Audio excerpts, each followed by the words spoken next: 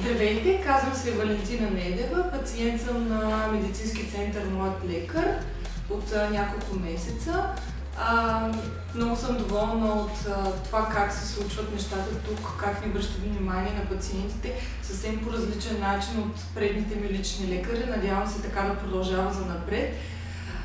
Най-много бях впечатлена от това, че доктор Поляков, моят първи доктор, който ме прегледа, първо, че си направи труда да ми се обади лично, да ме покани на преглед.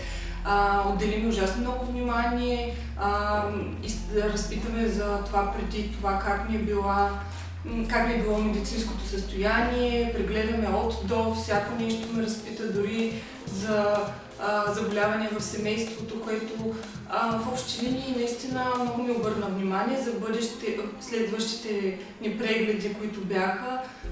По същия начин веднага получих възможност, когато имах нужда, веднага да дойда тук, да ме прегледат, без да чакам, без да се притеснявам, че днес дали ще успея да дойда, няма ли да успея, тъй като знаех, че целият ден работят.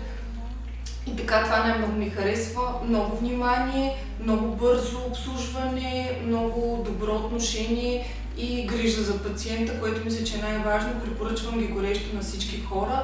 Дано тази практика така добре се развие в България, защото ние пациентите в България имаме нужда точно от това.